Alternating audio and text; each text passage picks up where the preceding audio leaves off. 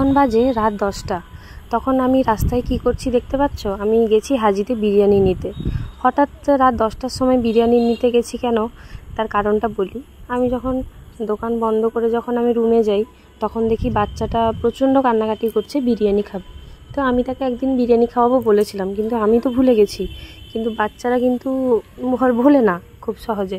এবার বিরিয়ানিতে অরিজিৎদা আছে, তো ফোন করে বলেছিলাম যে দুটো প্যাকিং করে রাখতে।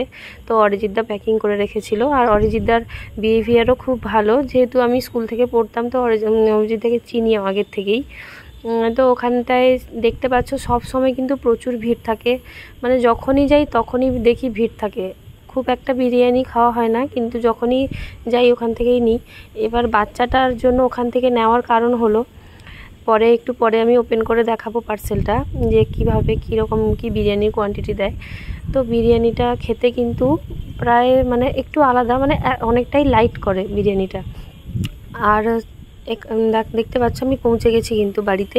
তো 10:30 বাজে। পুচু কিন্তু বিরিয়ানিটা পেয়ে প্রচুর খুশি।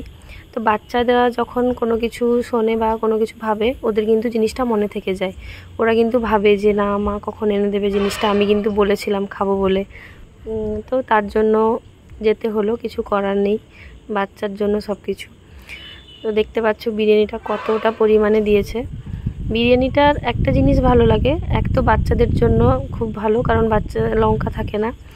আর মানে আরেকটা কারণ হলো, এখানে জিনিসটা মেশানো থাকে না, মানে মশলাটা নিচের দিকে থাকে আর এমনি শুকনো ভাত ওপরের দিকে, মানে একদমই মানে যেটা লাইট রাইস যেটা ওপরের দিকে থাকে। তো বাচ্চাটাকে ওই ওপরের ইয়েটা দিয়ে নিচে লেগ পিস একটা দিয়েছে, আর একটা চিকেন থাকে, ডিম থাকে না, আলু থাকে। মানে বাচ্চা কিন্তু এই বিরিয়ানিটা খেতে প্রচুরই ভালোবাসে। অন্যান্য বিরিয়ানিতে তাও একটু একটু লঙ্কা থাকে, এটাতে কিন্তু ঝাল থাকে না, একদমই থাকে না। তো নিচের গ্রেভিটাতে হালকা থাকে, কিন্তু ওটা তো বাচ্চাকে দেওয়া হয় না, বাচ্চাকে তো উপরের দিকটা দেওয়া হয়। আর এর দইটা আমার পার্সোনালি খুব ফেভারিট। এর দইটা হচ্ছে এতটাই মানে ভালো বানায়, দই চাটনিটা দারুণ বানায়। আর দেখতে পাচ্ছ স্যালাড দিয়ে দিয়েছে। আর পুচু কিন্তু প্রচুর খুশি, 10:30 পর্যন্ত ওয়েট করেছে আমার জন্য। তো আমি কাজ শেষ করে তার জন্য বিরিয়ানি নিয়ে এসে, তো তারপরে দেখতে পাচ্ছ বিরিয়ানিটা নতুন করে দেখানোর কিছু নেই। তো এটা ভিডিও করতাম না যদিও, কিন্তু করলাম, একটা বাচ্চার খুশিটা শেয়ার করা যাক।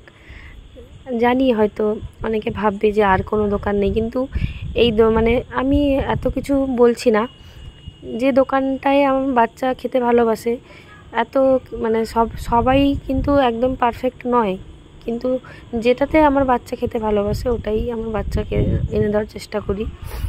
তো দেখতে পাচ্ছ বিরিয়ানিটা এতটাই গরম ছিল, আমার মা আবার লাস্টে চামচ নিয়ে এসে তুলছে, কারণ সারাদিন প্রচুর বিক্রি হয়, তো বুঝতেই পারছো। ঠিক আছে, আজকের মতো গুড নাইট সবাইকে। আমার ছোট্টখাট্টো ব্লগ, এটা একটা লং ব্লগ ছিল।